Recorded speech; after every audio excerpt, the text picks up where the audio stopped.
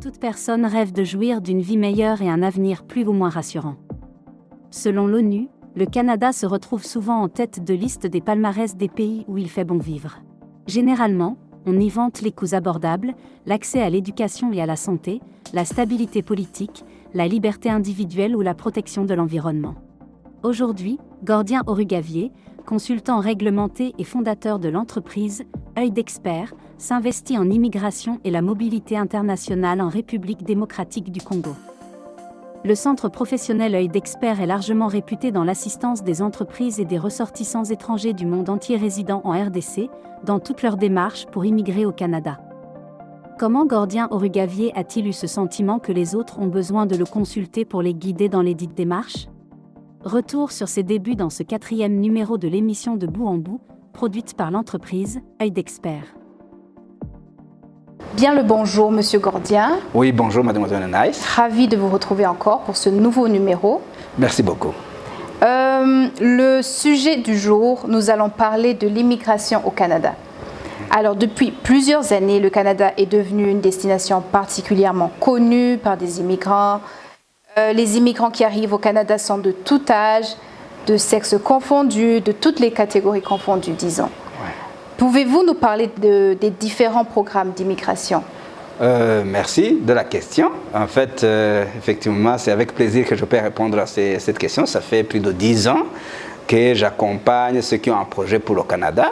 Je dis ceux qui ont un projet pour le Canada parce que l'immigration, c'est un projet que les gens font, au même titre que le projet de fonder un foyer, le projet de construire une maison, de faire des études. Donc, ceux qui ont un projet pour le Canada, je les accompagne parce que je les guide selon un certain nombre de programmes d'immigration en vigueur, mais qui changent, mais quand même qui sont en vigueur. Et présentement, à l'heure où nous nous parlons, il y a principalement deux types d'immigration. Il y a ce qu'on appelle l'immigration temporaire et l'immigration permanente. On entend par immigration temporaire des étrangers, on parle des étrangers qui choisissent d'aller au Canada pour un objectif précis, pour un temps précis. Vous y allez pour les études, on dit vous faites une immigration temporaire. Vous allez aussi pour visiter vos amis, faire une petite formation ou juste pour un tourisme. Nous parlons ça comme étant une immigration temporaire. Mais il y a aussi ce qu'on appelle l'immigration permanente. L'immigration permanente, c'est lorsque quelqu'un prend la décision de déménager avec sa famille sur Anna, avec ses enfants, sa femme, ses enfants, ou son mari et ses enfants, et qu'il aille adopter le Canada comme son pays d'adoption. C'est là qu'on parle de l'immigration permanente. Et ça, c'est souvent lorsque vous y allez comme travailleur qualifié, parce qu'on n'a pas très bien signifié, mais il y a des travailleurs temporaires qui font partie de l'immigration temporaire. Mais les travailleurs qualifiés, il y a ce qu'on appelle le regroupement familial et parrainage. On distingue le regroupement familial et parrainage parce que le regroupement familial, c'est pour le foyer familial, papa, maman et les enfants. Mais pour le parrainage, on peut parrainer quelqu'un en dehors du foyer, mais à des conditions. Il y a ce qu'on appelle aussi la réinstallation des réfugiés, c'est ça. Ça veut dire des gens qui ont un statut de réfugié dans un pays en particulier, qui peuvent avoir le privilège ou la grâce des gens du Canada, des habitants, des citoyens canadiens, qui peuvent le parrainer, faire un engagement auprès du gouvernement canadien, qu'ils peuvent s'occuper de cet immigrant, de ce réfugié. C'est principalement les 6 programmes dans lesquels nous œuvrons. Commençons par les étudiants. Pour aller étudier au Canada, c'est lorsque vous avez l'envie d'aller étudier au Canada. Il y a 2 étapes. La première étape, vous devez chercher une structure, un établissement, une institution d'éducation scolaire, professionnelle, qui puisse vous recevoir comme étudiant. Ça, c'est la première étape. La deuxième étape, c'est s'adresser au gouvernement canadien pour demander le visa canadien pour accéder à cette formation. Il y a 2 conditions, ce sont les 2 étapes, mais parlons des conditions pour une admission au Canada. Pour une admission, souvent il faut prouver que vous avez fait des études, Si vous voulez université, ça veut dire que vous ne commencez pas l'université, vous avez fait le secondaire. Oui.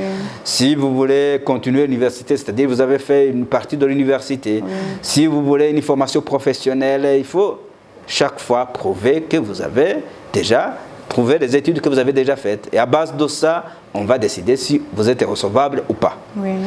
Si vous êtes reçu, on vous délivre une lettre d'admission. Avec cette lettre d'admission, vous devez vous présenter au niveau du Canada, du gouvernement canadien, pour demander le visa. Et ça, la condition en plus d'avoir l'admission, c'est prouver que vous avez les moyens de pouvoir, on dit les moyens de vos ambitions. Si vous avez les moyens de pouvoir étudier au Canada sans travailler. Même si, il faut très bien le souligner, parce que beaucoup me le demandent, lorsqu'on vous donne le permis d'études, on vous donne en même temps, à l'aéroport, le permis de travail. Mais lorsqu'il faut prouver que vous avez les moyens de payer les études, il faut ignorer que vous allez travailler. C'est-à-dire, il faut prouver que vous avez les moyens de payer les études sans travailler. Parce que on peut avoir un programme très costaud, très dur, très difficile, et ne pas travailler. Ou on se met aussi dans l'éventualité où le travail, tu ne le trouves pas. Même si, apparemment, tout le monde trouve du travail, mais il faut, l'immigration, les agents de visa se mettent dans cette alternative où vous n'avez pas du travail. Est-ce que vous êtes capable de payer pour les études? Dans ce cas, la plupart des fois, vous avez le visa. Mais la troisième chose qu'il faut dire, confie ça à un professionnel. Si votre projet d'immigration est important pour vous, la probabilité que tu te lèves un bon matin, tu soumets le dossier et c'est très bien fait, elle est faible. La probabilité que tu confies ça à quelqu'un anonyme et qu'il le fasse très bien pour vous est très faible. La seule différence entre toi et la personne à qui tu confies le dossier, c'est qu'il n'a pas aussi peur que toi que le dossier échoue. Mais sinon, si quelqu'un n'a pas vraiment les compétences avérées qui te permettent de le confier ton dossier, s'il vous plaît, ne lui confiez pas votre dossier. Pourquoi? Parce que le projet d'immigration au Canada, c'est un projet parmi les projets qui changent la vie. Bah, ça, c'est ma conviction. Elle est discutable, mais c'est ma conviction. Il suffit d'y aller, même comme étudiant, parce qu'il y a pas mal de programmes qui te permettent de rester au Canada comme permanent. Et ça change la vie. Donc, et lorsque tu prends ton dossier, tu le prends à la légère, tu le soumets, tu le donnes à quelqu'un d'anonyme, il faut l'appeler comme ça, s'il y a une réponse négative, attention, on aura de la peine à pouvoir changer ça. Raison pour laquelle, dès que vous faites votre premier pas, faites-le avec sérieux et détermination. Confie ça à un professionnel. Ça, c'est pour les étudiants. Pour les visiteurs, là, la plupart des fois, je dis, les visiteurs, on le fait cas par cas. Il n'y a pas de critères vraiment très généraux, mais pensons que quand même il y en a des critères qu'on peut prendre. C'est, première chose, il faut avoir une raison d'y aller. Pourquoi vous y allez? Vous avez une invitation, vous avez une formation, vous avez quelque chose qui se manifeste par une lettre d'invitation, un ami, un anniversaire, mariage, on appelle ça invitation. Mais ce n'est pas toujours une invitation de ce genre. Quelqu'un peut y aller pour une petite formation. Ce ne sera pas un visa étudiant, ce sera toujours un visa visiteur, à des fins d'études, de formation. Après ça, il faut prouver que vous êtes très bien établi dans votre pays de résidence. Là, je vais faire une nuance. Des gens disent, et je peux le dire même pour ceux qui sont au Canada, qui disent, est-ce que je peux inviter quelqu'un? Si. Si tu invites quelqu'un de 18 ans et plus, peu importe ce qu'il fait, ça ne vous regarde pas. Si, il est majeur, non? Il est majeur, donc ça c'est la première chose. La deuxième chose, le fait que vous ayez de l'argent, ça ne compte pas pour celui qui invite. Si quelqu'un vous invite et qu'il a de l'argent, à moins que ce soit ce qu'on appelle super visa.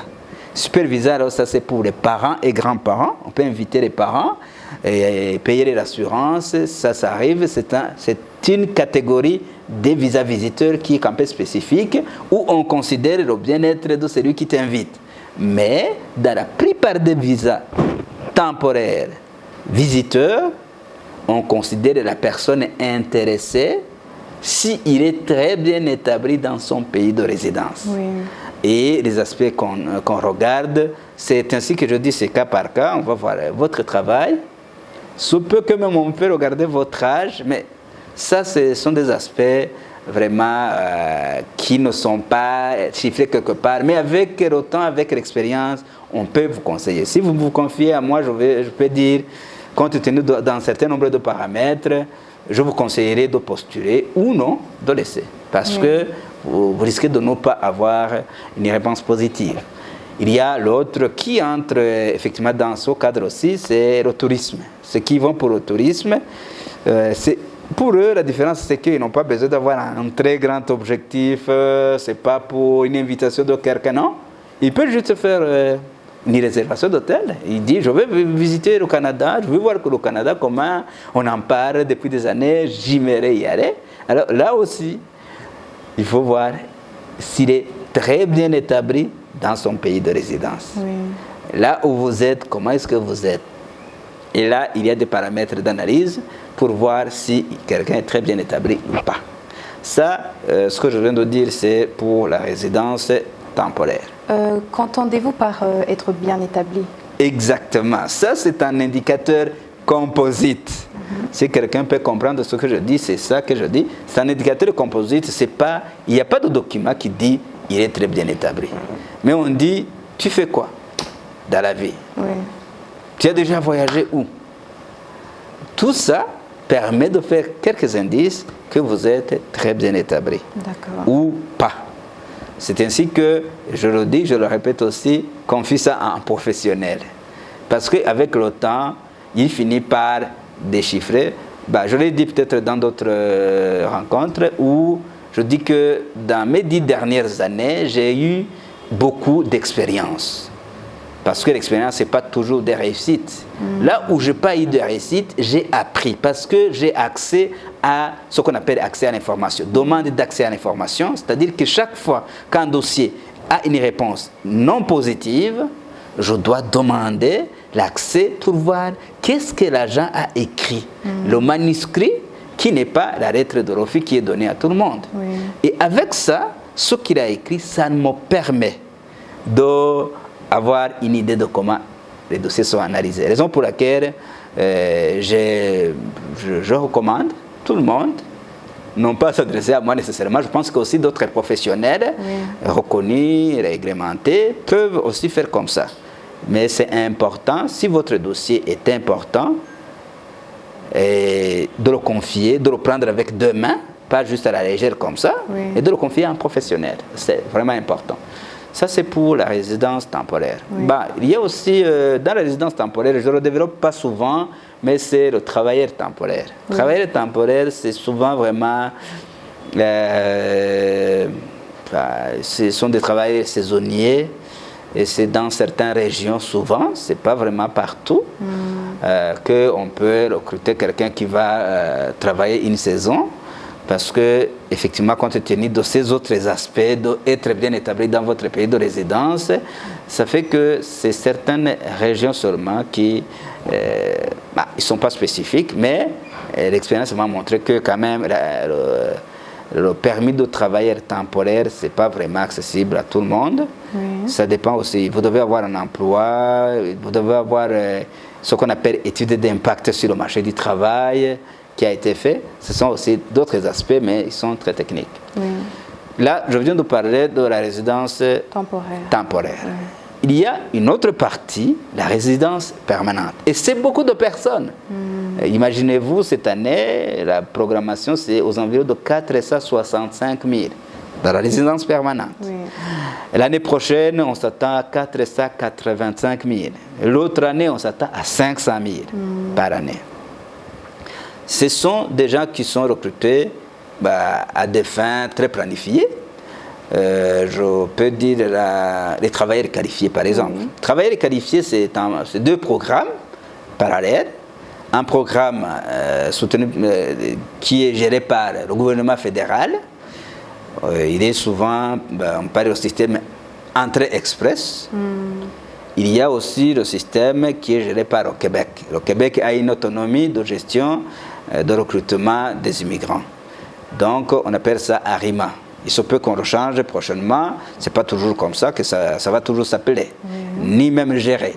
Mais présentement, là où on se parle, il y a 6 critères de sélection. On sélectionne les candidats à base de 6 critères. Il y a d'abord les études faites. Les études faites au niveau fédéral, ils sont sur 25%. Si vous avez un doctorat, vous avez 25%. Vous avez une maîtrise, 23%. Vous avez une licence en baccalauréat, vous avez 21%. Vous avez ce qu'on appelle A1, 19%. A2, 14%. Humanité générale ou secondaire générale, vous avez 5%. Donc, c'est le premier critère. Au niveau fédéral, c'est géré par le système entrée express. Au niveau du Québec, c'est ARIMA.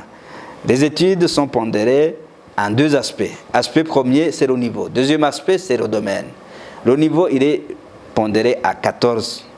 Ce n'est pas 14% parce que le total dépasse 100, c'est 616. Le domaine, si vous avez fait l'informatique et que l'autre a fait le droit, ce n'est pas le même domaine, ce n'est pas le même point. L'un peut avoir 12, l'autre peut avoir 2 ou 0. Ça, c'est le domaine. Pour dire que les études au Québec, ils sont pondérées à 26 sur 116. Le deuxième critère, c'est l'expérience de travail. Là, on spécifie la catégorie du travail dont on parle. Il y a la catégorie qu'on parle A, B et 0. Il y a d'autres catégories, C et D. Mais selon, techniquement, on peut classer les catégories selon une certaine nomenclature des emplois. Et le maximum au niveau fédéral, c'est sur 15%. Si vous avez 6 ans d'expérience et plus, vous avez le maximum. Au Québec, on va voir dans les 5 dernières années, si vous avez travaillé 4 ans, vous avez le maximum qui est 8. Le troisième critère, c'est l'âge. Si vous avez entre 18 et 35 ans, vous avez le maximum au niveau fédéral, c'est sur 12%. Au niveau du Québec, c'est sur 16%. Chaque année qui s'ajoute, c'est 1 point de moins au niveau fédéral, c'est 2 points de moins au niveau du Québec. À l'âge de 45 ans, vous avez 0 au niveau fédéral et vous avez 0 à 43 au niveau du Québec. Cela étant, parce que beaucoup me demandent, même si tu as 0, ça ne veut pas dire que vous êtes exclu. Parce que tout fait nombre. Tu peux avoir une bonne expérience, des meilleures études et être âgé, ce n'est pas éliminatif, ce n'est pas éliminatoire. Quatrième critère, c'est la langue, la connaissance linguistique. Je dis toujours que c'est la clé. Ça fait la différence. La clé parce que c'est quelque chose que tu peux changer. Si aujourd'hui tu ne connais pas le français, tu peux améliorer. Et dans 2 ans, vous venez, vous passez.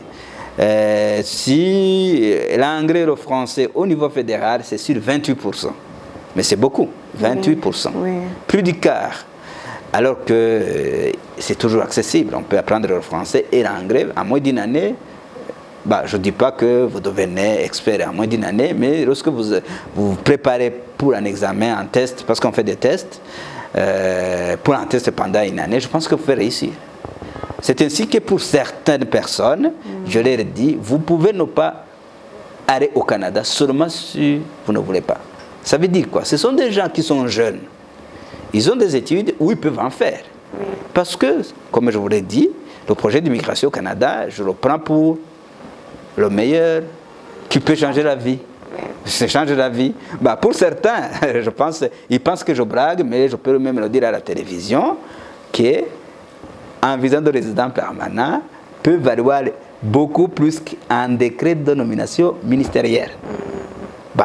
Les gens peuvent ne pas me croire, mais personnellement, je le crois comme ça, et c'est sincère.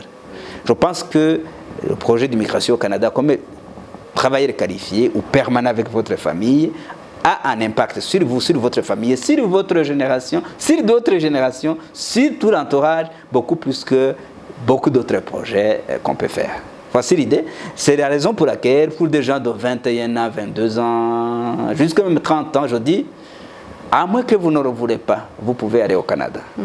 Il dit non, juste A2. Non, si tu es A2, faites 3 ans, vous avez un bac. Il dit non, mais je ne connais pas le français. Mais ce n'est pas grave. Tu fais 6 mois, 6 mois, une année, et tu fais le test. Oui. Tout ça, ça montre que ça c'est travailleur qualifié. Le 5e critère, on appelle ça adaptabilité. L'adaptabilité, il y a 3 aspects pour l'immigration fédérale. C'est soit vous avez travaillé au Canada, il y a c'est sur 5. Vous avez étudié au Canada, c'est sur 5. Ou votre conjoint, si vous êtes marié, connaît une des langues du Canada, c'est sur 5. Le tout, c'est sur 10. Et au Québec, c'est différent. On va valoriser tous les aspects de votre conjoint si vous êtes marié. On va voir ses études, son domaine d'études, son âge, sa connaissance du français. C'est ça, sa connaissance du français parlé, souvent. C'est le français parlé qu'on compte pour le conjoint. Et le dernier critère, c'est emploi validé. Si vous avez un emploi, on vous donne 10 points, mais c'est rare d'avoir un emploi avant d'être au Canada. Mais si vous n'avez pas d'emploi, ne baissez pas les bras, c'est fini, non. C'est un critère comme tant d'autres. Et pour le Québec, il distingue même si vous l'avez eu à Montréal, c'est moins pondéré que si vous l'avez en région. On appelle ça en région, en dehors de Montréal. Donc, tous les critères réunis, on a un score. Au niveau de l'entrée express, il faut avoir minimum 67% pour que le dossier passe. D'accord. Passe. Et au niveau du Québec, il faut avoir entre 50, si vous êtes célibataire, 59 sur 116. Ce n'est pas nécessairement beaucoup de points. 50 sur 116. Et ça vous donne accès à ce qu'on appelle le bassin, le pool, déclaration d'intérêt, en un mot, dans une salle d'attente, où on va vous classer par rapport à votre score. Et les services d'immigration vont tirer les candidats qui sont dans la salle d'attente en fonction d'un certain nombre de critères. Si vous avez rempli ces critères. Oui, vous avez rempli ces critères pour entrer d'abord dans le bassin ou dans la salle d'attente. Si vous êtes là, alors vous allez attendre. Si vous êtes bien placé, vous avez des meilleures études, le français, vous avez l'anglais aussi, peut-être aussi, l'expérience, vous avez un score, un bon score, ça veut dire que vous pouvez déposer votre dossier aujourd'hui et demain vous avez ce qu'on appelle invitation. Mais quelqu'un d'autre dépose avec toi, il va attendre toute une année ou 2 ans. Ou il ne sera jamais au Canada, il faut le dire. Souvent que vous avez des critères... Souvent que vous avez un score. Ok. C'est ainsi qu'ils vont demander, ça prend combien de temps? Je leur ai dit, non, il n'y a pas de temps qu'on peut dire. Parce que ça dépend de votre profil, ça dépend de votre dossier. Des compétences. Des compétences, dans un certain nombre de critères, les 6 critères pondérés. D'accord. J'ai entendu effectivement que prochainement, on va repondérer différemment, mais ce sont souvent ces critères toujours. Et ça, c'est le programme des travailleurs qualifiés qui fait la catégorie de l'immigration permanente. Il y a l'immigration permanente, la deuxième catégorie, regroupement familial et parrainage. Ça, c'est peut-être simple. Hein.